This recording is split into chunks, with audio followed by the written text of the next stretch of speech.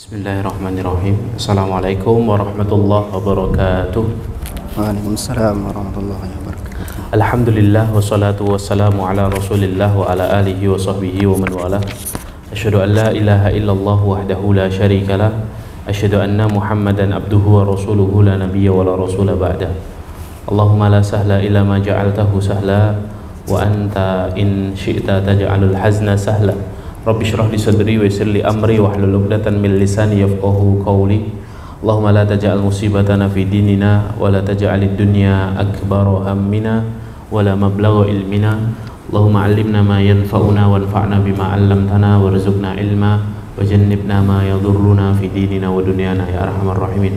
Allahumma anta rabbi la ilaha illa anta khalaqtani wa ana 'abduka wa ana 'ala ahdika wa wa'dika mastata'tu a'udzu bika min syarri ma sana'tu. Abu'u laka bi ni'matika alayya abu'u bi dhanbi faghfirli fa innahu la yaghfiru dhunuba illa anta amma ba'd. Ma'asyiral ikhwan wal akhwat, sholihin, sholihat, saudara-saudari, rekan-rekan yang dimuliakan Allah Ta'ala. Alhamdulillahirabbil alamin, kita berjumpa lagi di Majelis Mulazamah Mahasiswa Mus'ab bin Umair dalam pembahasan kitab Syama'il Muhammadiyah atau Syama'ilun Nabi sallallahu alaihi wasallam karya Imam At-Tirmidzi rahimahullahu ta'ala. Dan kita alhamdulillah telah disampaikan oleh Allah subhanahu wa ta'ala sampai pada bagian kedua dari kitab ini, yaitu tentang barang dan harta Nabi sallallahu alaihi wasallam. Pada bab ini atau pada bagian ini, muallif memang menyebutkan banyak sekali pembahasan, dan ini merupakan pembahasan yang paling besar dan paling panjang dari 4 bagian yang telah disebutkan oleh pembawa acara kita. Kita akan melalui banyak hal di dalam bagian ini. Di antaranya yang kemarin telah kita bahas adalah kita mulai dari pakaian Nabi SAW. Nanti muallif juga akan membahas tentang bagaimana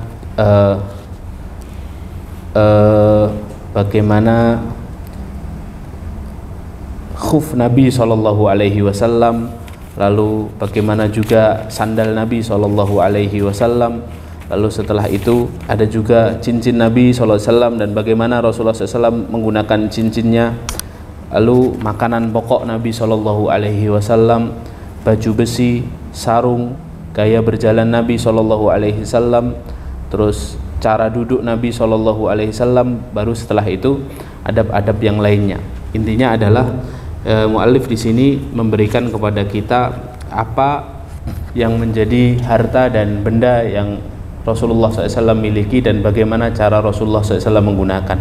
Nanti juga bagaimana gelasnya Rasulullah, terus buah favorit Rasulullah, tempat minumnya Rasulullah, parfumnya Rasulullah, dan lain sebagainya. Maka ini butuh pembahasan yang panjang, dan kita berikhtiar pada sore hari ini kita mengambil beberapa bab. Bab yang pertama kita akan menyelesaikan bab pakaian Rasulullah sallallahu alaihi wasallam. Lalu kita juga akan mengambil makanan pokok sallallahu alaihi wasallam, terus khuf sallallahu alaihi wasallam, dan sandal sallallahu alaihi wasallam. Sandalnya Nabi sallallahu alaihi wasallam. Kita kemarin sampai pada hadis di mana Rasulullah sallallahu alaihi wasallam ketika menggunakan pakaiannya, Rasulullah berdoa dengan doa Allahumma lakal hamdu kama kasautanihi as'aluka khairahu wa khaira ma suni'a lahu wa a'udzubika min syarrihi wa syarri ma suni'a lahu. Ya Allah, bagimu segala pujian sebagaimana Engkau telah memberi aku pakaian ini, aku memohon kepadamu kebaikan dari pakaian ini dan kebaikan yang dihasilkan dari pakaian ini. Aku berlindung kepadamu ya Allah dari keburukan pakaian ini dan keburukan yang dihasilkan oleh pakaian ini. Kemarin kita telah membahas bahwa ketika pakaian itu baik, maka pakaian itu akan menghasilkan kebaikan di dalamnya. Menghasilkan kebaikan diantaranya menutup aurat, diantaranya menjadikan seorang itu indah dilihat, indah dipandang, terus menjadikan seseorang itu terhindar dari rasa dingin ya, atau panas dan lain sebagainya. Itu kita memohon kepada Allah dari apa yang dihasilkan dari pakaian kita. Begitu juga kita memohon pertolongan kepada Allah agar Allah melindungi kita dari buruknya pakaian kita dan buruknya apa yang dihasilkan dari pakaian kita. Apa yang menjadi hasil dari pakaian yang buruk itu? Ya, misalnya kita menggunakan pakaian li ajli syuhrah, kemarin sudah kita bahas ya, agar apa? Agar kita ini dikenal oleh orang-orang yang di sekitar kita, kita mengenakan pakaian yang nyeleneh gitu ya. Yang lainnya pakaiannya biasa, dia ternyata apa? Pakaiannya ya dia menggunakan pakaian yang aneh, satunya lengan panjang, satunya lengan pendek, misalnya seperti itu namanya libasus syuhrah, dan itu dilarang. Terus menjadikan kita menggunakan pakaian bertambah rasa sombong kita, atau kita menggunakan pakaian ya ternyata apa, pakaian itu pakaian yang diharamkan oleh syariat. Nah, itu hal-hal yang dihasilkan dari pakaian yang buruk seperti itu ya. Atau menyingkap aurat kita, atau tidak menyingkap aurat, dia menutup aurat tapi doyik, tapi sempit, sehingga apa, membentuk auratnya. Nah, itu juga dilarang ya, itu juga dilarang. Atau menggunakan pakaian bagi laki-laki di bawah mata kaki ya, sehingga dia terkena isbal, hukum isbal seperti itu hal-hal yang dia hal-hal yang dihasilkan dari pakaian yang buruk ya. Saya punya jamaah itu kemana-mana ngikut kajian saya, kecuali mungkin di sini aja. Kalau kajian-kajian umum dia ikut. Dia itu bisnis pakaian-pakaian yang mahal itu, yang merek-merek itu, ya, yang merek-merek LV, macam-macam itu, ya, kaos harga 1 juta, 2 juta. Karena statusnya selalu pasang itu, saya sesekali tanya, ini harga baju kayak gini berapa mas jualan? Keinginan saya hanya tanya, penasaran, kok ada baju kok mahal-mahal itu ya. Saya tanya, malah dia bilang, Ustadz mau apa Ustadz? Oh jangan, nanti apa kata dunia saya pakai baju mahal gitu kan ya. Ternyata beliau serius. Besoknya saya ditanya, ya Ustadz mau yang mana Ustadz? Warna yang apa? Buat Ustadz gratis katanya. Jangan, nanti orang-orang komentarnya buruk ke saya pakai baju mahal gitu ya. Padahal kaos, padahal kita biasa pakai kaos kan 50 ribuan kan ya. Yang penting bagus atau endorse gitu kan dari teman-teman yang buat yang buat baju-baju dakwah itu biasanya kita dikasih begitu ya. Nah ini kok mau dikasih katanya. Terus saya bilang jangan, nanti saya malah buruk, nanti madharatnya besar, saya bilang seperti itu.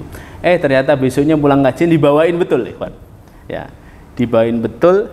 Saya pulang ya, saya kasihkan ke istri saya ternyata tahu nih harga-harga harga-harga barang biasa, akhwat ya.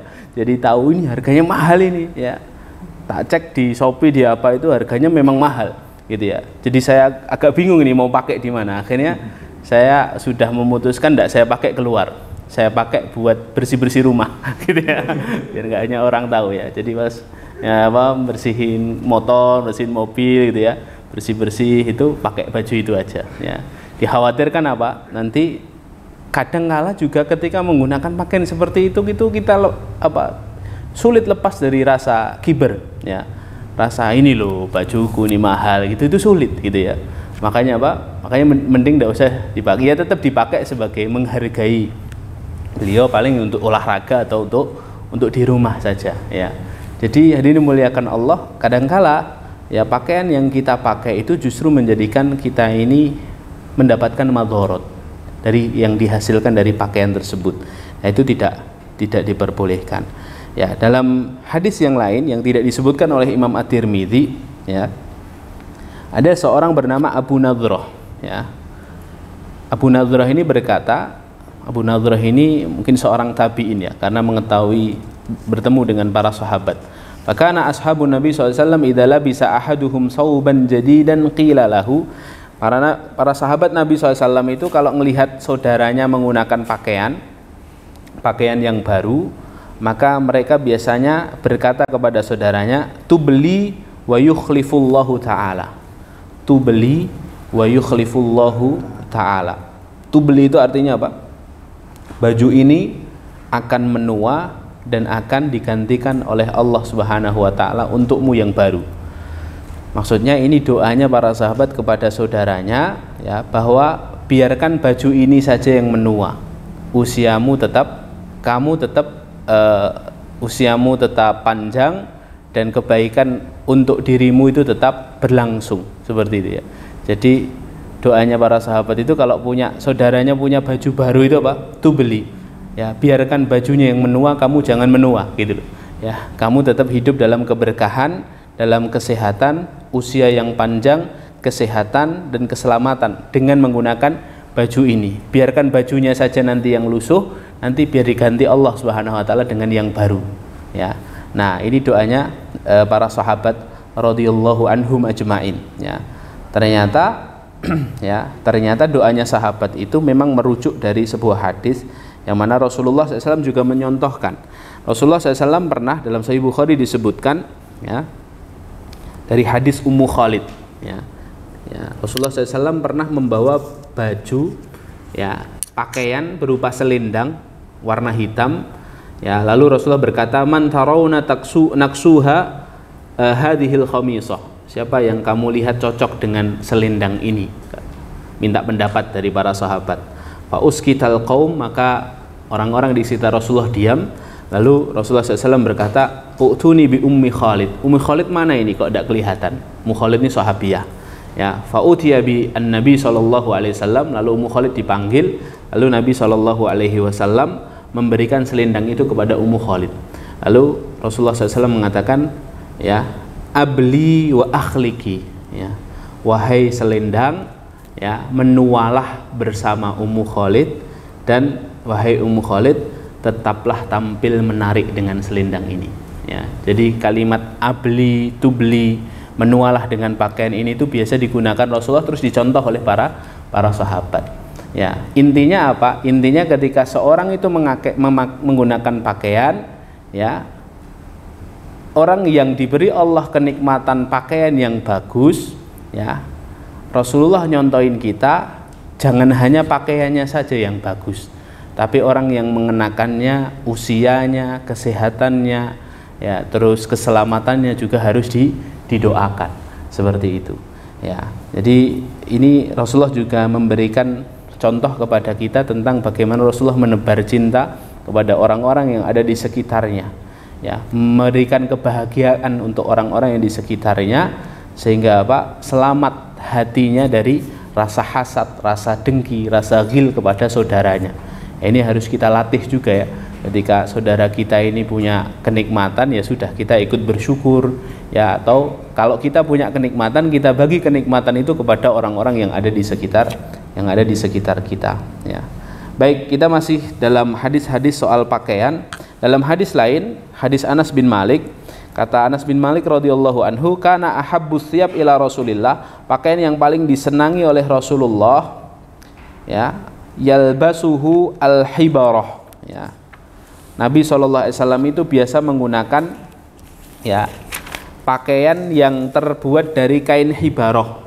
Kain hibarah itu ya, hibarah itu kain yang terbuat dari bahan katun ya, terbuat dari bahan katun yang dihiasi ya. Jadi bahannya katun, terus ada hiasan di situ di pakaiannya. Jadi Rasulullah SAW itu juga mencintai ya keindahan, sehingga pakaian yang paling disenangi Rasulullah itu pakaian yang nyaman ya, bahannya katun kan nyaman ya, daripada bahan apa yang biasa untuk jersey itu apa, bola itu ya, jersey itu apa pakaiannya namanya, bahannya itu yang panas itu ya. Nah itu Rasulullah SAW diceritakan oleh Anas bin Malik ini, Rasulullah itu suka yalbasuhul hibarah. Hibarah itu pakaian yang nyaman tapi enak juga dilihat gitu ya. Jadi bukan hanya nyaman buat kita tok. Kadang-kala kan kita gunakan, ini paling saya sukai baju yang ini kok ya. Terus orang lain itu melihat nggak enak dipandang gitu ya, karena memang mungkin sudah lusuh atau sudah ya istilahnya kerahnya itu sudah kemana-mana gitu kan. Nah itu tidak digunakan Rasulullah. Rasulullah itu suka baju yang nyaman untuk dirinya dan oleh orang lain itu enak dipandang, seperti itu ya. Dalam hadis yang lain, jazakumullahu khairan, dalam hadis yang lain, hadis Abu Juhaifah, ra'aitun Nabi sallallahu alaihi wasallam wa alaihi hullatun hamra. Aku pernah melihat Rasulullah SAW mengenakan hullah. Hullah itu istilah di dalam pakaiannya orang Arab. Hullah itu terdiri dari dua komponen. Hullah itu dua potong ya. Satunya adalah izar, ya, sarung, semacam sarung. Yang kedua adalah ridda. Ridda itu selendang, ya. Di orang Arab itu biasa menggunakan sarung, terus ada selendangnya, atau kalau kita semacam yang diselampirkan di antara dua pundak itu ya. Nah itu Rasulullah menggunakan warna merah, jadi izarnya merah, sarungnya merah, selendangnya merah, kata Abu Juhaifah, ya. Dan kainnya ini biasanya terbuat dari bludru, ya, dari kain bludru, ya. Nah, hadirin muliakan Allah, di sini ada catatan dari para ulama. Ya, di sini Abu Juhaifah mengatakan Nabi menggunakan pakaian merah, padahal Nabi di lain hadis melarang kita menggunakan pakaian merah, ya. Nah, di dalam hadis ini penjelasannya para ulama, Nabi ya menggunakan hullah merah, ya, selendang dan celana merah, izar sarung merah, itu bukan merah yang khalis, bukan merah yang murni merah saja, tapi ada campuran warna yang lain, ya. Jadi kesimpulannya apa? Menggunakan pakaian merah yang merah saja itu tidak diperbolehkan. Tapi kalau merahnya itu ada campuran hitam, ada campuran putih dan lain sebagainya, itu diperbolehkan oleh syariat karena Nabi SAW juga menggunakannya. Iya. Dalam hadis yang lain juga, ya, jadi Imam At-Tirmidzi dalam kitab ini menyebutkan banyak hadis menunjukkan bahwa Nabi SAW itu punya beberapa bentuk pakaian gitu ya. Jadi Nabi SAW itu nggak pakai baju itu aja gitu ya. Jadi bentuk pakaiannya Nabi itu macam-macam. Ada kadang komis, gamis, ya, kadang kala jubah nanti ya. Jubah itu apa? Nanti bedanya komis sama jubah akan kita berikan pada waktunya gitu ya. Terus kadang kala Nabi SAW juga menggunakan pakaian namanya mirtun. Nah, nanti akan saya jelaskan sebentar. Intinya ini Imam At-Tirmidzi menyebutkan banyak versi hadis di mana Nabi SAW itu oleh para sahabat digambarkan pakaiannya Nabi SAW itu berbagai macam bentuk gitu ya. Dalam hadis yang lain, di hadisnya Abi Rimsah, ini sudah kita bahas kemarin ya. Ra'aitu Nabi SAW wa alaihi burdan akhdoron, ya. Nabi SAW pernah aku lihat beliau SAW menggunakan pakaian jubah dengan, ya, dua garis hijau. Jadi ada semacam garis di jubahnya beliau itu warnanya hijau gitu ya. Jadi hadirin dimuliakan Allah, Nabi SAW ternyata juga menggunakan jubah. Jubah itu apa? Jubah itu pakaian yang ketika digunakan, ya, jubah itu pakaian yang ketika digunakan, ya, nau'un minal libas yulbasu fauqal qamis, ya, pakaian yang mana pakaian ini digunakan, ya, memiliki dayyiqata kumain, memiliki tempat untuk tangan itu sempit, itu jubah. Jadi langsung ke bawah, ya, langsung ke bawah. Kalau gamis itu ya gamis ya, ada kerahnya. Kalau jubah itu langsung ke bawah, ya. Jubah itu kalau di sini kayak apa ya? Ini nggak ada yang pakai jubah ya. Ya, sampai ke bawah itu loh ya. Nyambung antara atasan sama bawahan. Ya, jadi tidak perlu pakai sarung lagi. Ya, sampai bawah itu namanya jubah, ya. Dan Nabi SAW juga menggunakan jubah seperti itu dalam riwayat ini. Ya. Terus dalam hadis yang lain, ra'aitu Nabi SAW, ini dari sahabiah Qailah binti Makhramah. Nabi SAW pernah juga aku melihatnya wa alaihi asmalu mullayataini, ya. Beliau menggunakan kain tenun. Mullayatain itu, ya, dua kain yang digabungkan benang, ya. Kanata biza'faron, yang mana kain ini dicelup warna dan memiliki bau yang tersisa. Karena sahabiah ini bisa tahu ini dari za'faron karena apa? Ada baunya yang tersisa seperti itu ya. Jadi kainnya ini kain yang dicelup warna seperti itu ya. Waqad nafadhathu, dan warnanya ini sudah agak pudar seperti itu. Ya. Jadi kadang-kala Nabi SAW juga menggunakan kain tertentu, ya, yang mana di dalam hadis ini, ya, sebenarnya para ulama juga menjelaskan bahwa laki-laki itu ya tidak boleh menggunakan pakaian yang dicelup dari za'faron. Ya, ada larangan dari Nabi SAW. Ya, akan tetapi dalam hadis ini dijelaskan, loh kok Nabi kok pakai baju yang pakai za'faron? Kata para ulama, falamma kanatal asmal huna qad nafadat za'faron hatta lam yabqa lahu illa atharun yasir labisahun Nabi SAW. Tapi karena Nabi SAW menggunakan pakaian ini hanya karena ada bekas za'faron saja sedikit, ya, artinya tinggal sisa saja, maka Nabi menggunakan. Tapi kalau yang masih baru dicerup sama za'faron, za'faron itu semacam tanaman pewarna gitu ya, tanaman pewarna. Ketika dicelupkan itu menjadikan kain itu jadi warnanya itu warna yang menyala gitu ya, warna yang menyala. Lah Nabi SAW dilihat oleh Qailah ini melihat menggunakan pakaian yang pakai za'faron, ya, tapi kata Qailah ini waqad nafadatuhu, tapi za'faronnya sudah pudar, makanya dipakai oleh Nabi SAW. Ini menunjukkan bahwa ketika Nabi SAW menggunakan pakaiannya itu ya pakaian yang tidak baru-baru amat. Artinya Nabi SAW itu pakaiannya ya sederhana saja, seperti itu ya. Nabi SAW itu pakaiannya sederhana. Dalam hadis yang lain, hadis Ibnu Abbas, Nabi SAW juga mengatakan alaikum bil bayat minas thiyab, hendaknya kalian menggunakan. Kalau ini hadis qauliyah dan fi'liyah ya, Nabi mencontohkan, tapi Nabi juga menyuruh. Seperti hadis celak kemarin itu ya, Nabi mencontohkan, Nabi juga memerintahkan kita bercelak ya, menganjurkan kita bercelak. Lah ini khusus ini bukan fi'liyahnya Nabi, tapi qauliyahnya Nabi ya. Kata Nabi alaikum bil bayat minas thiyab, hendaknya kalian menggunakan pakaian yang putih warnanya, yalbisha ahya'ukum wa kaffinu fiha mautakum, ya, yang mana pakaian putih itu dikenakan oleh orang yang hidup di antara kalian, dan wa kaffinu fiha mautakum, dan kafanilah orang yang mati di antara kalian dengan pakaian atau dengan kain yang putih. Fa innaha min khairi thiyabikum, karena pakaian putih itu termasuk pakaian terbaik ya, pakaian terbaik. Dalam hadis yang lain disebutkan fa innaha athhar wa atyab, karena pakaian putih itu paling baik dan paling suci. Kenapa paling suci?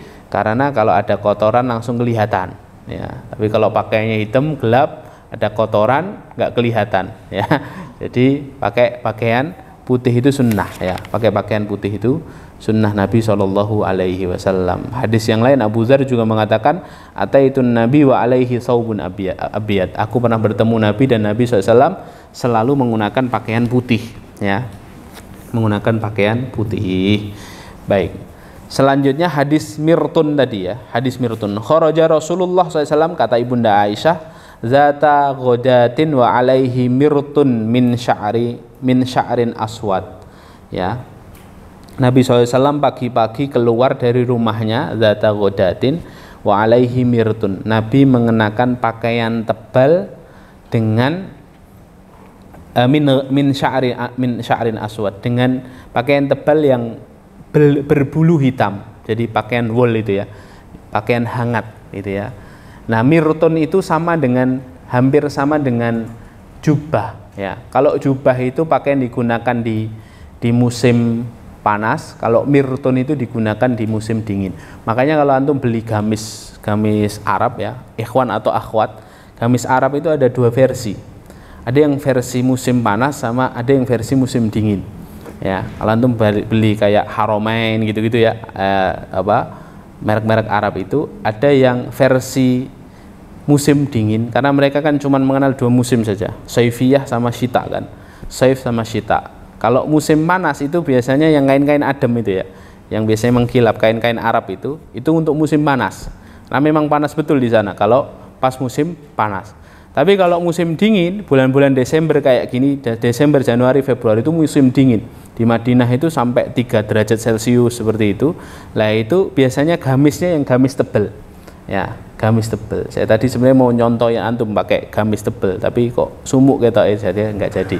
Ya, saya punya juga yang gamis tebel itu digunakan di Desember begini, Desember Januari seperti itu. Lah itu yang dinamakan mirtun. Nabi SAW mengenakan pakaian itu juga.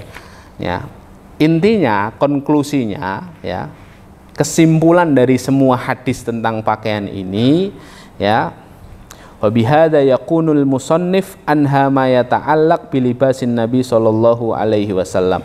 Dengan hadis yang terakhir itu penulis Imam At-Tirmidzi menyelesaikan bab pakaian Nabi SAW, ya.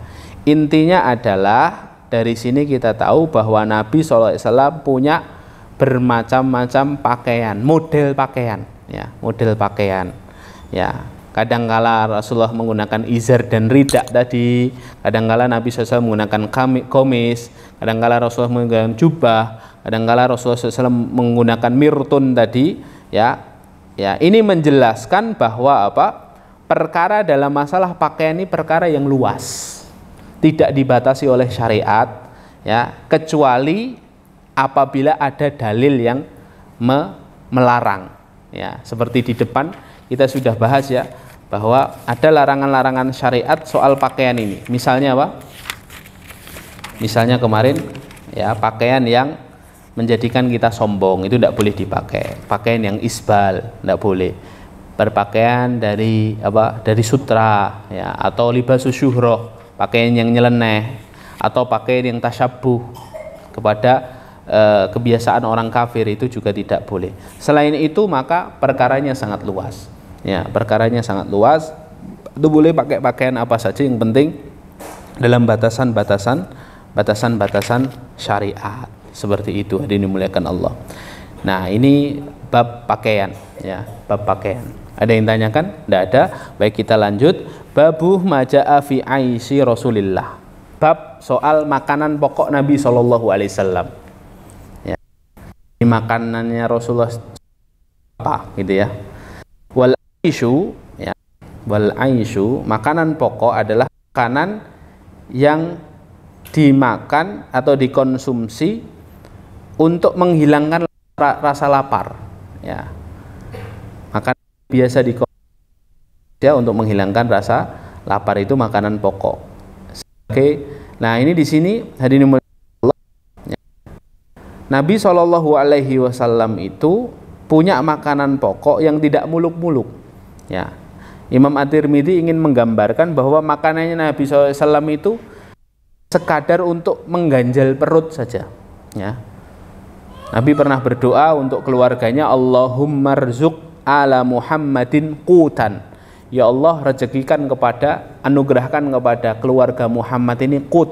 Qut itu makanan untuk sekedar mengganjal perut, ya. Jadi tidak harus yang mewah-mewah, tidak harus yang enak-enak, ya. Yang penting bisa mengganjal perut, yang penting sudah mencukupi kebutuhan harian saja, ya.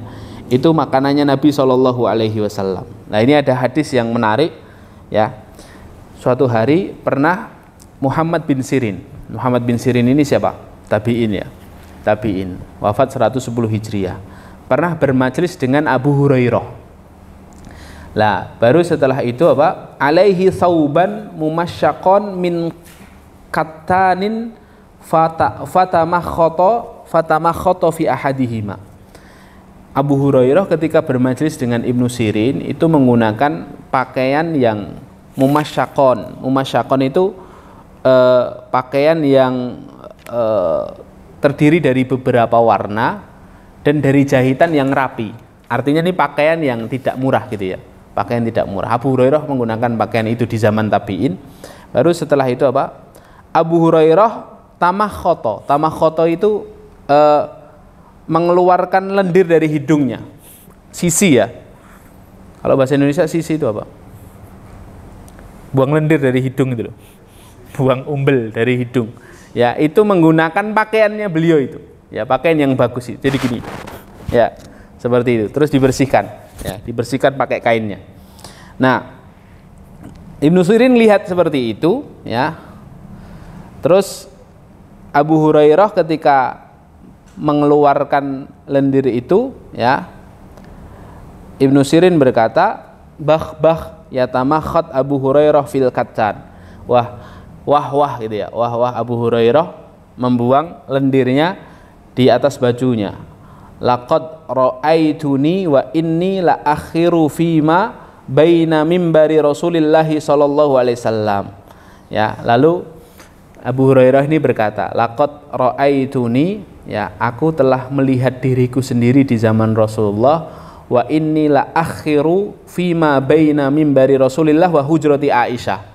Aku pernah berada di antara mimbarnya Rasulullah dan di antara hujrohnya Aisyah, rumahnya Rasulullah, di Raudhah itu berarti ya. Di Raudhah aku pernah hampir pingsan di antaranya, ya. Maghsyian alayya, aku hampir pingsan. Fayaji'ul ja'i, kemudian ada datang seorang kepadaku, jadi sudah sempoyongan itu Abu Hurairah, terus terjatuh beliau kan, hampir pingsan. Terus datang seseorang, yadha'u rijlahu ala unuqi, kemudian meletakkan kakinya itu di lehernya Abu Hurairah. Ya, sudah hampir pingsan, diinjek lagi pakai apa? Pakai kakinya di lehernya Abu Hurairah. Ya, yara annabi jununan.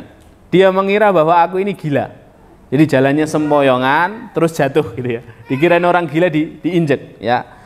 Wa ma huwa illal ju. Ya, padahal aku enggak gila. Aku itu seperti itu karena saking laparnya. Ya, saking enggak ada yang bisa dimakan. Abu Hurairah kan seorang yang enggak punya pekerjaan, ya. Terus orang itu, ada orang gila, ini orang gila ini. Terus diinjek, ya. Nah, dari hadis ini Ibnu Sirin ingin memberikan pengertian kepada kita bahwa apa? Abu Hurairah di zamannya Ibnu Sirin itu hidupnya sudah enak, ya. Dan para sahabat, ya, semakin bertambah tahun, hidupnya mereka semakin mapan, ya.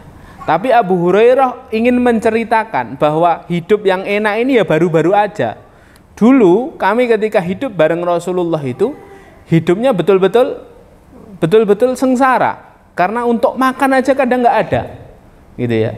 Sampai sempoyongan pingin pingsan karena lapar aja dikira orang gila, gitu ya, sama orang, ya, dikira orang gila, ya. Jadi musannif atau Imam At-Tirmidzi rahimahullah dari riwayat ini ingin menjelaskan kepada kita bahwa, ya, demikianlah keadaan Nabi Shallallahu Alaihi Wasallam bersama para sahabat radhiyallahu anhum. Ketika di Madinah hidup bersama Rasulullah itu dalam keadaan yang sangat sederhana. Maka dalam riwayat Urwah bin Zubair pernah datang kepada ibunda Aisyah, bibinya ya. Urwah itu kan putra dari Zubair bin Awam. Zubair nikah sama Asma binti Abi Bakar. Asma itu saudara perempuannya Aisyah. Jadi Aisyah itu Aisyah itu bibinya Urwah. Lah Urwah ini belum lahir ketika Rasulullah SAW masih hidup. Jadi beliau ini tabi'in. Urwah itu pernah diceritain sama bibinya ketika Urwah rahimahullah bertanya kepada bibinya, wahai bibi, ya, bagaimana kehidupanmu dulu bersama Rasulullah? Maka Rasulullah SAW bersabda, ibunda Aisyah radhiyallahu anha berkata, sesungguhnya dulu pernah kami 3 hilal berganti. Tidak ada makanan yang kami makan kecuali air putih, ya, dan 1 hari kami memakan 1 biji kurma saja, ya. Tidak ada api yang menyala di rumah kami, tidak untuk masak dan tidak untuk menghangatkan badan. Kami bertahan selama 3 hilal berganti, 3 bulan berturut-turut, itu hanya minum air putih sama kurma. 1 hari 1 kurma. Dalam hadis yang lain ibunda Aisyah pernah kedatangan seorang ibu punya 2 anak, ya, minta sedekah sama ibunda Aisyah. Ibunda Aisyah cuman ngasih satu biji kurma. Terus si ibu ini yang punya 2 anaknya membagi kurmanya menjadi 2, dikasihkan satu-satu. Selesai Rasulullah pulang diceritakan, ya Rasulullah, tadi aku kedatangan tamu, seorang ibu punya 2 anak, tapi aku tidak punya apa-apa di rumah kecuali 1 biji kurma. Coba bayangkan, tak kasihkan kepada ibunya, tapi ibunya dalam keadaan lapar membagi kurmanya yang tinggal 1 itu kepada 2 anaknya. Terus Rasulullah mengatakan, barang siapa yang memiliki 2 anak atau 3 anak, terus dia mengajarinya adab yang baik, dia memeliharanya sampai besar, ya, maka baginya anaknya itu akan menjadi hijab bagi orang tuanya dari api neraka. Seperti itu. Jadi ini menunjukkan kesederhanaan hidupnya Nabi SAW, dan ini disebutkan oleh musannif, oleh penulis kitab ini sebagai gambaran bahwa makanannya pokok Nabi SAW itu yang penting mengganjal perut saja, tidak usah yang neko-neko, ya.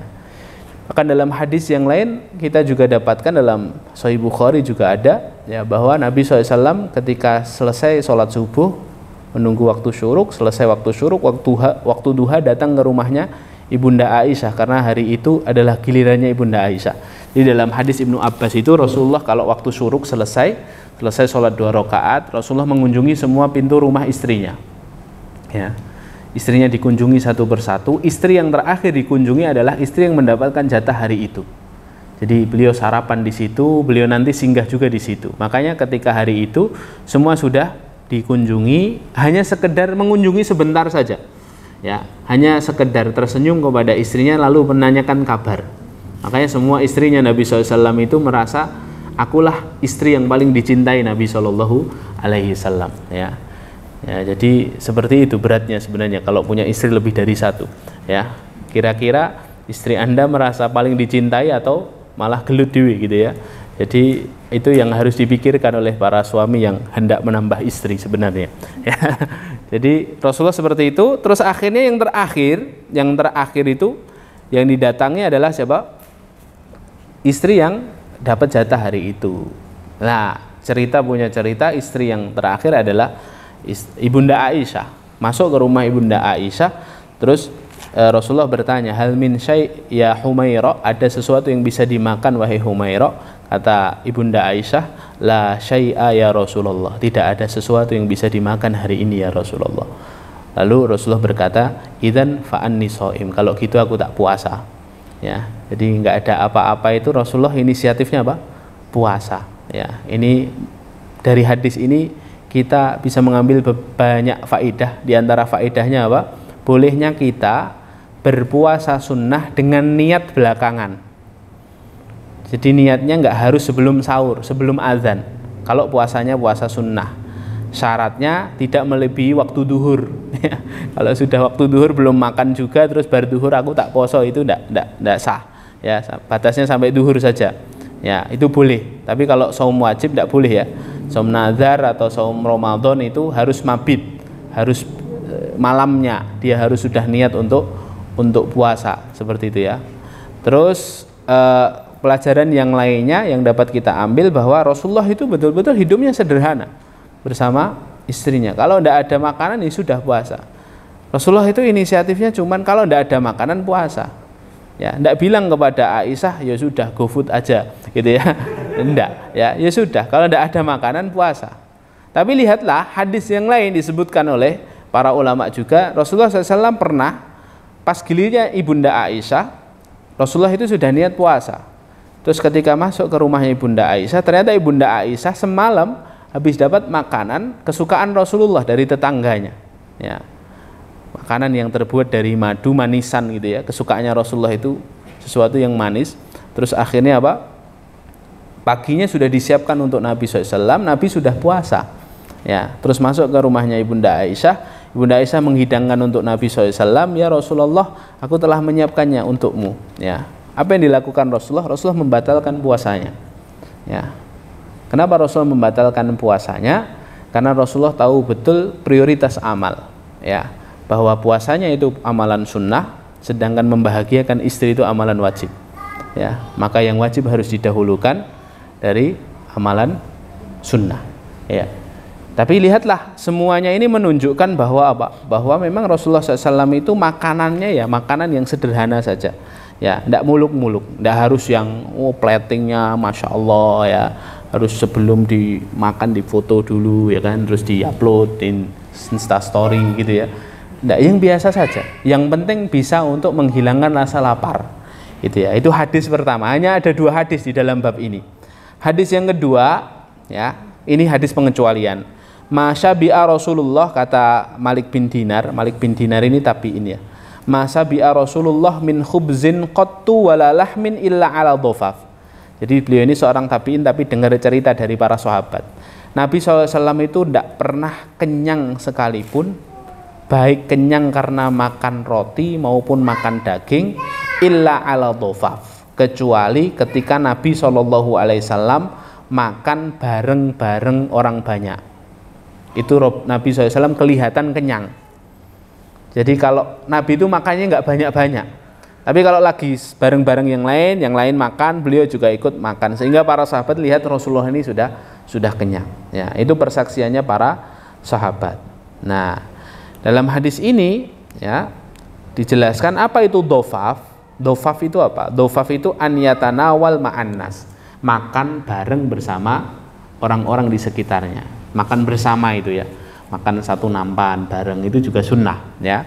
Nah itu Nabi SAW kelihatan makan banyak itu ketika bareng yang lain ya.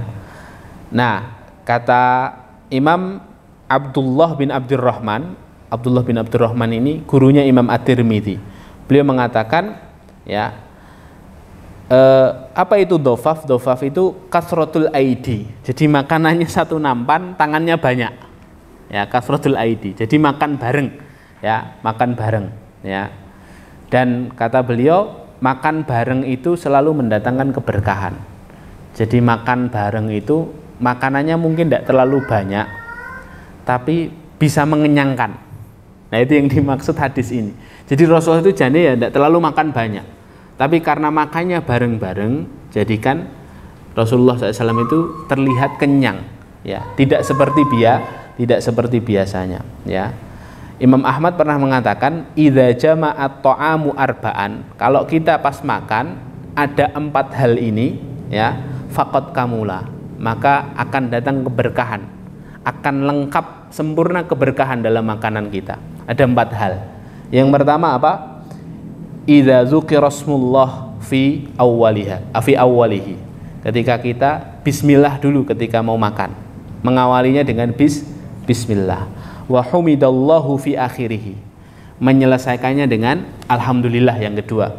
Yang ketiga, wa kasurat alaihil aidi, kalau dimakan bareng-bareng ya, makannya sambil bareng yang lainnya ya. Yang keempat, wa kana min hillin, makanannya halal ya. Jadi kalau ingin makanan itu berkah, kata Imam Ahmad, 4 ini harus ada. Bismillah, alhamdulillah, makannya jangan sendirian, bareng-bareng. Artinya kalau kita punya lauk enak itu ya sambil share ke yang lain gitu ya. Jangan share fotonya aja, share rasanya juga gitu ya. Atau share baunya saja, rasanya nggak sampai kepada saudara kita, jangan sampai. Nah terus yang keempat, makannya makanan halal. Ini 4 syarat makanan itu mendatangkan keberkahan gitu ya. Nah ini bab apa? Bab makanan Nabi SAW. Selanjutnya adalah bab fi khuffi Rasulillah SAW, khufnya Rasulullah SAW. Khuf itu apa? Khuf itu adalah sepatu ya. Khuf itu sepatu ya, biasanya terbuat dari kulit ya. Sepatu terbuat dari kulit yang agak tinggi. Jadi khuf itu biasanya apa? Di atas mata kaki. Jadi kaos kaki itu bukan khuf ya. Nanti akan saya sebutkan syarat-syarat khuf yang boleh kita tidak perlu membuka khuf kita ketika kita bersuci ya. Nah kata di sini disebutkan beberapa hadis, 2 hadis juga ya. Yang pertama adalah hadis Ibnu Buraidah, jadi dari ayahnya yaitu Buraidah radhiyallahu anhu, beliau berkata, annan Najasyi, Raja Najasyi, ahdalin Nabi SAW khuffain aswadain, pernah memberi hadiah kepada Nabi SAW 2 khuf, 1 pasang khuf ya, warnanya hitam dan tidak berpola, polos, warnanya hitam polos, tidak berpola. Syazajain itu artinya polos ya, tidak berpola. Nah Raja Najasyi ini seorang raja yang muslim ya, tapi belum pernah berjumpa Nabi SAW, termasuk raja yang mensponsori dan melindungi para sahabat sampai tahun 7 Hijriyah. Mereka berhijrah di negeri Habasyah Hijriyah, Ja'far dan para sahabat lain diminta pulang ke Madinah oleh Rasulullah karena keadaan sudah aman, selesai Khaybar itu ya. Selesai Khaybar, terus dikabarkan Raja Najasyi ini wafat. Raja Najasyi wafat, terus akhirnya Rasulullah SAW mendirikan sholat ghaib. Maka syariat sholat ghaib pertama kali itu dicontohkan Rasulullah untuk mensolatkan siapa? Sholatkan Raja Najasyi yang ada di Ethiopia, di Habasyah, sedangkan Nabi SAW ada di Madinah ya. Nah, Raja Najasyi ini pernah berkirim hadiah untuk Rasulullah lewat para sahabat yang pulang tadi itu, apa? Khuf ya, khuf seperti itu. Makanya Rasulullah itu juga mengenakan khuf ya. Dalam hadis yang lain Nabi SAW, dari hadis yang satunya lagi ya, Nabi SAW kata seorang sahabat, ahda dihyatu lin Nabi, dari sahabat Mughirah bin Syu'bah, ahda dihyah lin Nabi SAW khufain. Aku pernah melihat sahabat Dihyah. Dihyah ini nama sahabat ya, Dihyah Al-Kalbi. Dihyah ini seorang yang ganteng di zaman Nabi SAW. Biasanya Jibril kalau mau ngirim wahyu kepada Rasulullah, ngantar wahyu ke Rasulullah, kadangkala menggunakan wujud manusia ya.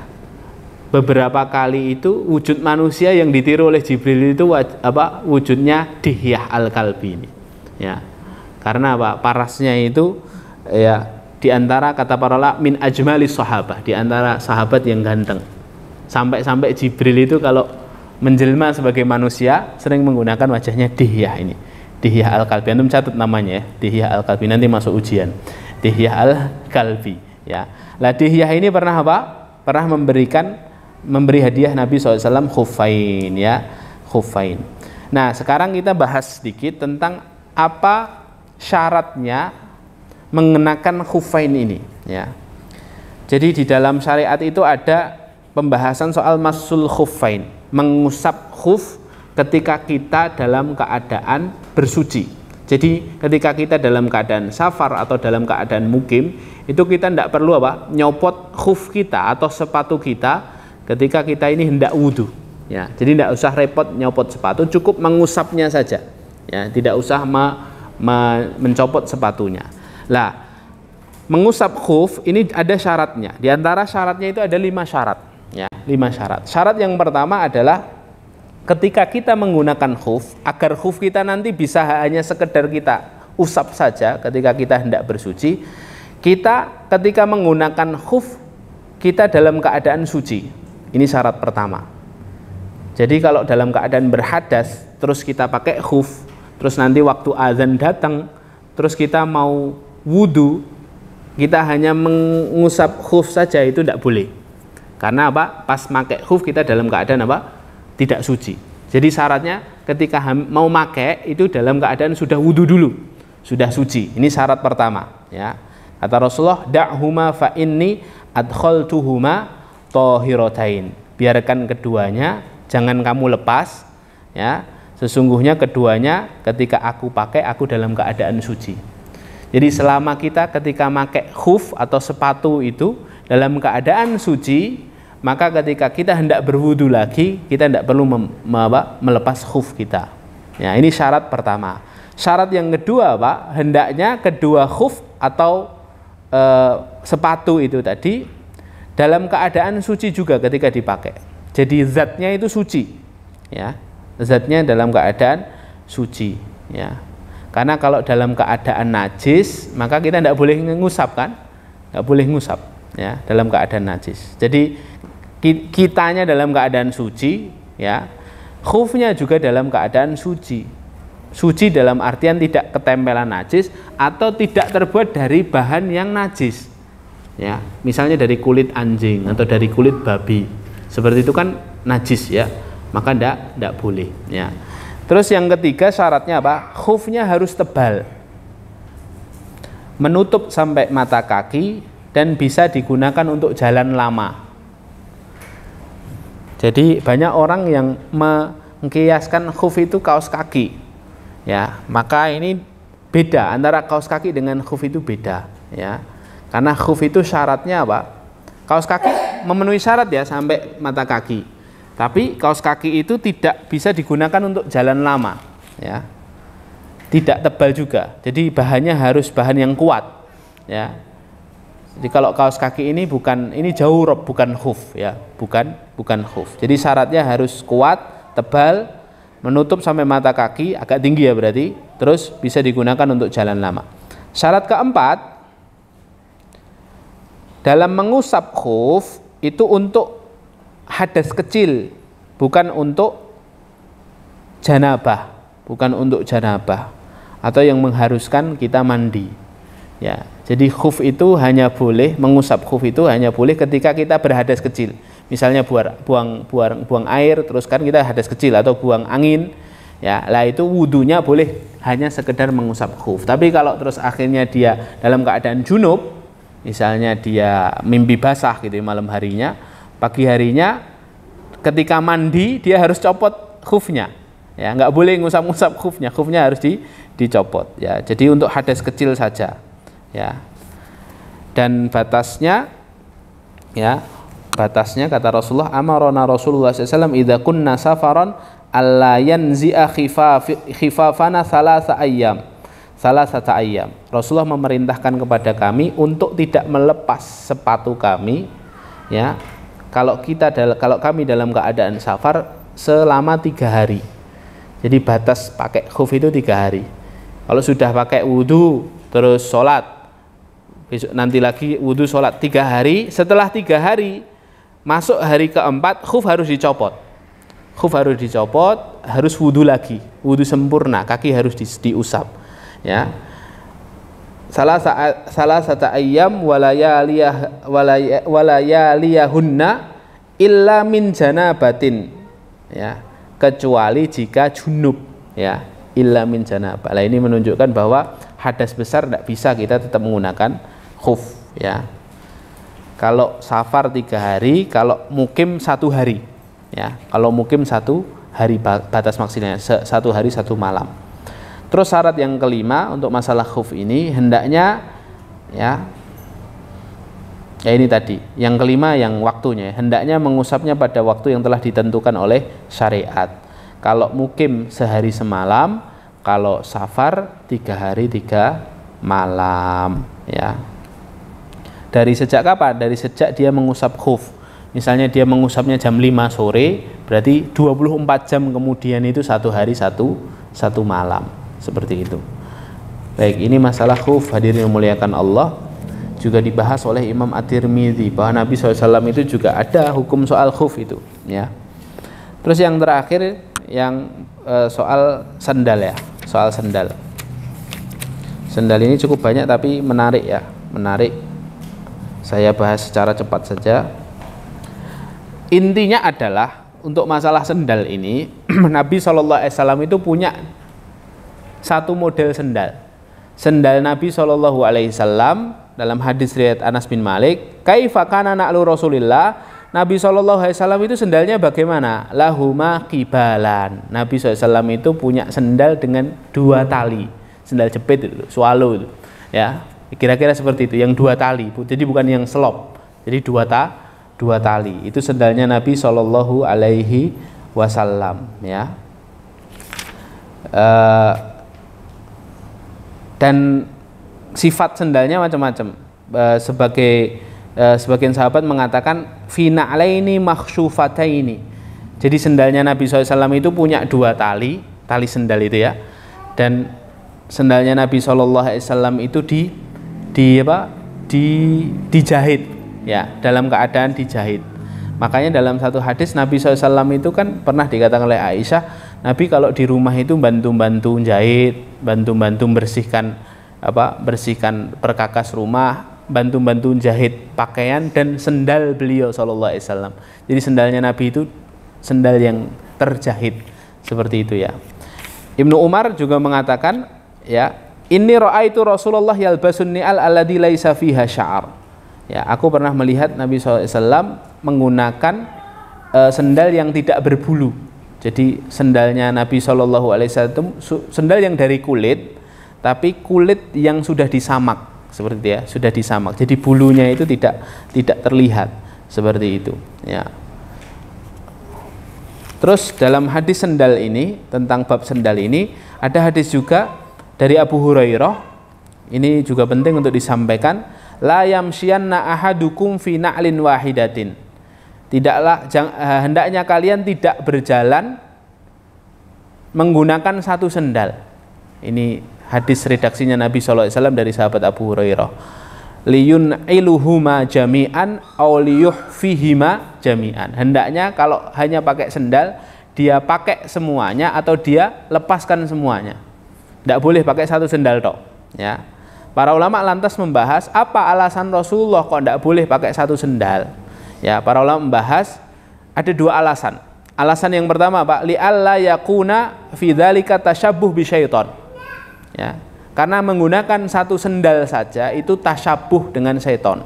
Dalam satu hadis yang sahih Rasulullah SAW bersabda, inna syaitana yamshi bin na'lil wahidah. Syaitan itu kalau jalan pakai satu sendal. Maka larangan ini karena alasan apa?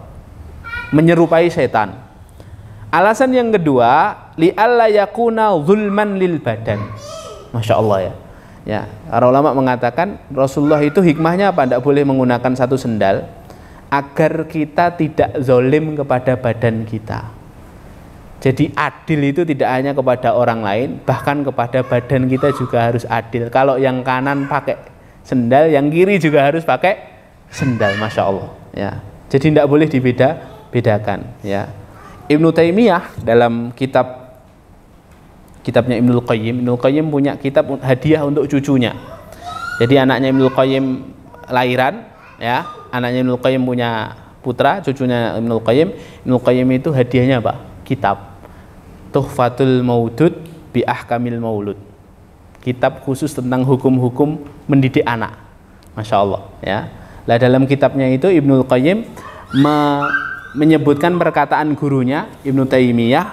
Kata beliau, naha Rasulullah SAW anil qaza. Nabi SAW melarang kita potong qaza.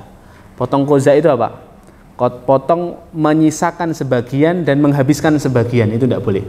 Pang, terus apa? Skinhead, ya, ada garis-garis, itu tidak boleh. Alasannya apa? Ya, wa hadza min kamali mahabbati Rasulullah lil adl.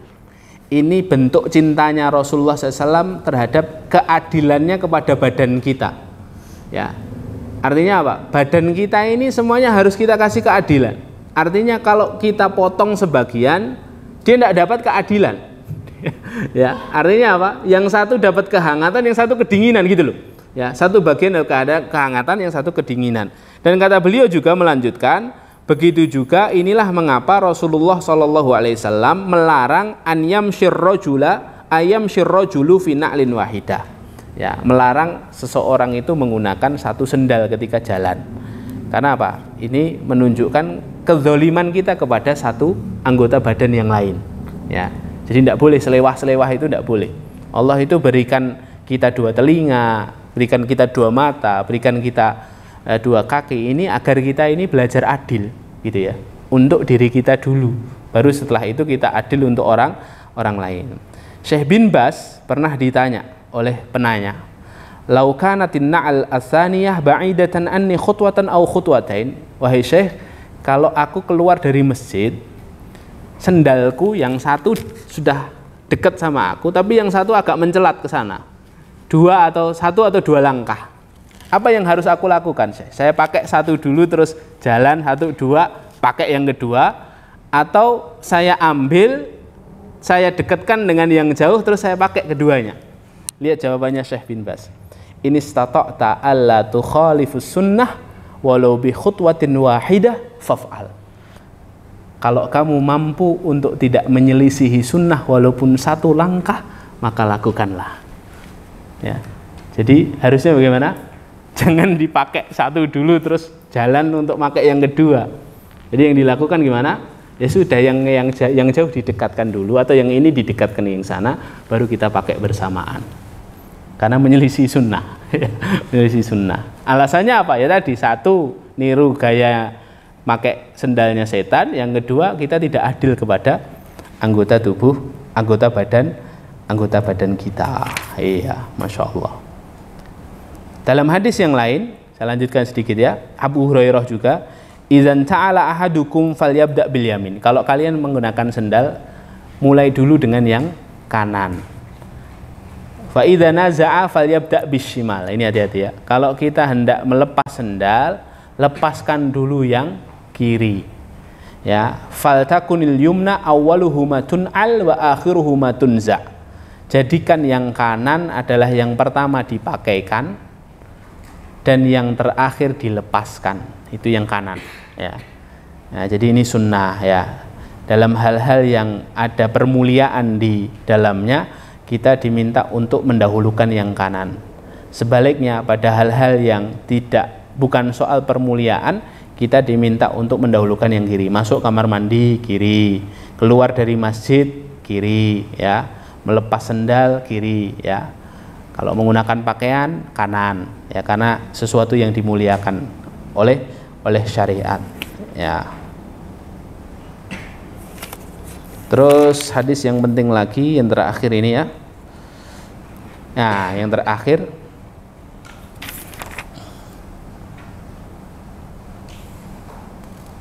ada faidah yang disebutkan para ulama, dan ini penting untuk saya sampaikan terakhir ini. Faidah fi mas'alati tabarruk bi atharin Nabi sallallahu alaihi wasallam. Bolehkah kita mengambil keberkahan dari peninggalan Nabi sallallahu alaihi wasallam? Peninggalan sendal, rambut Nabi sallallahu alaihi wasallam dan lain sebagainya, itu boleh atau tidak ya. Nah, ini dibahas oleh muallif rahimahullahu taala ya. Para sahabat dulu suka menjadikan barang atau bagian tubuh Nabi SAW itu untuk mencari keberkahan, dan itu dilakukan oleh sahabat karena memang Allah mengkhususkan tubuhnya Nabi SAW itu penuh dengan keberkahan. Secara zatnya itu memang ada keberkahan di dalamnya. Jadi kadang sahabat itu ngambil bekas air wudhunya Nabi terus diminum ya, kadang keringatnya Nabi ya, kadang ludahnya Nabi SAW itu digunakan sebagai sarana untuk berobat ya. Dan itu masyru' karena Nabi SAW tidak melarang ya. Bahkan Ummu Salamah, istri Nabi SAW itu nyimpen di sebuah wadah dari perak rambutnya Nabi SAW sampai Nabi SAW meninggal ya. Ketika Nabi SAW meninggal, setiap kali ada orang yang mengadu kepada Ummu Salamah, anaknya sakit, Ummu Salamah mengambil wadah perak itu, terus meminta orang itu tadi membawa air minum, terus rambutnya Nabi SAW dicelupkan di air minumnya itu. Setelah itu diminum ya, dan menjadi wasilah untuk kesembuhan ya. Ibnu Hajar mengatakan ya, setiap kali ada orang yang mengadu kepada Ummu Salamah, mereka membawa air, terus Ummu Salamah mencelupkan rambutnya Nabi SAW, lalu dari situ orang itu tadi menggunakan air itu kadang-kadang untuk minum, kadang-kadang untuk mandi, atau diusapkan kepada bagian yang sakit gitu ya, sebagai istishfaan, sebagai sarana untuk berobat dan sarana untuk mengambil keberkahan dari Nabi Shallallahu Alaihi Wasallam. Kata para ulama apa? Waqad khassallahu nabiyahu bi an ja'ala jismahu mubarakan. Allah memang mengkhususkan jismu atau badan atau jasadnya Nabi Shallallahu Alaihi Wasallam itu ya, menjadi satu keberkahan. Makanya para sahabat mengambil keringatnya Nabi, ludahnya Nabi, rambutnya Nabi, bahkan bekas wudhunya Nabi untuk akhirnya dijadikan untuk mengambil keberkahan. Dan ini tertulis dalam hadis-hadis sahih ya. Lah, pertanyaan selanjutnya adalah, jadi kalau hal itu maka kita sepakat ya, karena para ulama mengatakan ini boleh-boleh saja ya. Pertanyaannya adalah, hal yujadu syai'un min athari rasulina fi zamanina hadha. Masih ada enggak peninggalan Rasulullah SAW di zaman kita ini? Rambutnya Nabi masih enggak ya, tamengnya Nabi masih enggak, pakaian perangnya Nabi SAW masih enggak, sorbannya Nabi SAW masih atau tidak ya.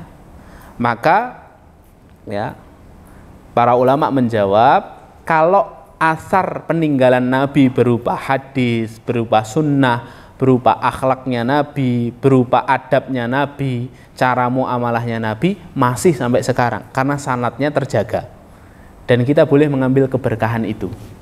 Jadi antum mengamalkan sunnah terus mengambil keberkahan sunnah itu boleh. Nah, yang diperdebatkan adalah peninggalan Nabi yang sifatnya barang. Ini masih enggak ini, ya? Masih atau enggak? Misalnya rambutnya Nabi, tongkatnya Nabi, tadi ya, pakaian perangnya Nabi, sorbannya Nabi, ya. Fal yujadu syai'un min dzalika fi hadzal zaman. Apakah masih tersisa di zaman kita ini? Maka kata para ulama, ya, para ulama menjawabnya membahasnya menjadi tiga pembahasan. Tiga jawaban. Ada tiga jawaban untuk hal ini. Yang pertama apa? Yang pertama, innama khallafahun Nabi SAW minal asar qalilun jiddan. Apa yang menjadi peninggalan Nabi SAW berupa barang itu sangat sedikit sekali, ya. Sangat sedikit sekali. Ini merujuk dalam satu hadis Rasulullah SAW bersabda, ma taraka Rasulullah SAW inda mautihi dirhaman wala dinaron. Nabi ketika meninggal itu tidak meninggalkan dinar atau dirham, wala abdan wala amatan, tidak meninggalkan budak laki-laki maupun perempuan, wala syai'an, atau tidak meninggalkan sesuatu pun, illa baghlatahul baidha, kecuali keledai putihnya, ya, keledai putihnya. Ini hadis Amr bin Harith, hadis sahih dalam Sahih Bukhari, ya. Dan meninggalkan silahahu, meninggalkan senjata beliau, wa ardon ja'alaha shadaqah, dan Nabi juga meninggalkan tanahnya yang oleh Nabi diwasiatkan untuk disedekahkan. Jadi Nabi hanya meninggalkan tiga itu. Jadi kalau terus ada yang mengatakan ada rambutnya Nabi, ada ini, ada itu, ya, itu asarnya sangat sedikit sekali, ya. Bahkan kemungkinan kalau hari ini keledai ya sudah mati kan, sudah meninggal, sudah mati, gitu ya. Terus senjata, nah nanti akan disebutkan ini, ya. Jadi untuk menjawab itu, apakah masih ada? Jawaban pertamanya, kalaupun masih ada itu sangat sedikit sekali, ya, sangat sedikit sekali. Berdasarkan hadis Sahih Bukhari tadi. Yang kedua, ya, kalaupun ada, dengan bergantinya zaman, dengan berlalunya masa, ya, maka ada sebab-sebab yang menjadikan peninggalan-peninggalan itu lenyap. Di antaranya apa? Di antaranya minha al-fitan alladhi waqa'at bainal muslimin. Ya, fitnah yang terjadi di antara kaum muslimin, ya, fitnah yang terjadi di antara kaum muslimin. Ada hadis Ibnu Umar yang menyatakan Rasulullah itu punya cincin, ya. Lalu ketika Rasulullah wafat, cincin itu dibawa Abu Bakar.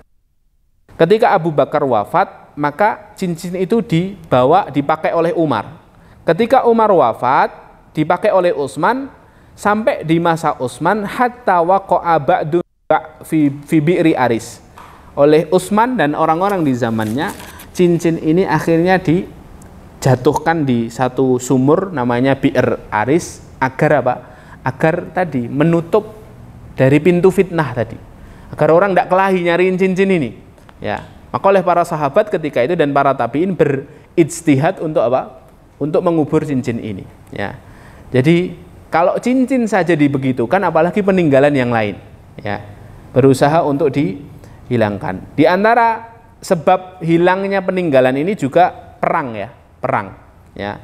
Perang tertulis di dalam kitab Bidayah wan Nihayah. Ibnu Katsir itu mengatakan, ya, bahwa peninggalan Rasulullah semuanya sudah lenyap, ya. Seperti selendang beliau, selimut beliau itu lenyap di akhir Daulah Abbasiyah. Karena apa? Akhraqahuma at-Tatar inda ghazwihim li Baghdad. Karena Tatar datang, tentara Tatar datang untuk membumi hanguskan Baghdad ketika itu. Dan Baghdad ketika itu jadi apa? Pusat pemerintahan Abbasiyah kan? Itu hangus semuanya, lenyap semuanya. Dari situlah akhirnya disimpulkan oleh Ibnu Katsir, tinggal dua yang tersisa di zaman Abbasiyah itu, selendang sama selimutnya Nabi. Tapi apa? Lenyap semuanya, ya. Itu alasan kedua. Karena ada fitnah di antara kaum muslimin, ada peperangan. Yang ketiga, ya, ini yang paling penting kata para ulama, ada mudalil al-yakini, ya. Tidak ada dalil yang jelas soal masalah ini, ya. Jadi kalau ada orang yang klaim ini ada rambutnya Rasulullah, ada ini dalilnya harus jelas. Hatta ketika itu adalah rambutnya Rasulullah, harus disertai dengan dalil yang jelas, ya, untuk kita mengambil keberkahan darinya. Tidak boleh, ya, kita ingin menjadikan itu satu keberkahan atau sesuatu yang kita mengambil pengobatan darinya, Kalau hanya berdasarkan dugaan atau perkiraan atau persangkaan itu tidak boleh. Ya, makanya ada sebagian orang yang sampai akhirnya ekstrim dalam masalah ini, terlalu hulu dalam masalah peninggalan Rasulullah SAW ini. Maka kita berhati-hati terhadapnya. Ya, Masya Allah, tabarakallah. Inilah yang dapat kita bahas. Dan tanbih terakhir, ya, muallif mengatakan at-tabarruk bil athar khosun bi atharin nabi fala yutabarruk bi athari ghairihi kainan man kana. Kita hanya boleh bertabaruk dengan peninggalan Nabi SAW, tidak boleh bertabaruk kepada selain beliau Shallallahu Alaihi Wasallam. Ya, bertabaruk dengan misalnya dengan ustadz kita, wah ini bekasnya Ustadz Umar ini, ya, terus dikelomoti gitu ya, antum ambil, antum minum bekas, itu tidak diperbolehkan. Karena kalau diperbolehkan, maka sesungguhnya para sahabat mengambil tabarruk dari Abu Bakar, dari Umar, dari Utsman, dari Ali, tapi tidak dilakukan oleh para sahabat radhiyallahu anhum sepeninggalan Nabi Shallallahu Alaihi Wasallam. Ya, at-tabarruk bisolihin itu boleh dengan meminta doanya, itu boleh, ya, meminta nasihatnya itu boleh, ya. Tapi kalau terus akhirnya bertabaruknya dengan keringat, ya, atau mau bertabaruk dengan keringat Kiai Fulan gitu, ya, atau siapa, itu tidak boleh, karena itu hanya khusus untuk jasad atau untuk badannya Nabi Shallallahu Alaihi Wasallam saja. Baik, inilah hal-hal yang disebutkan oleh para ulama dalam membahas kitab bab yang pertama pakaian, yang kedua makanan pokok Nabi SAW, yang ketiga khuf, dan yang keempat na'al.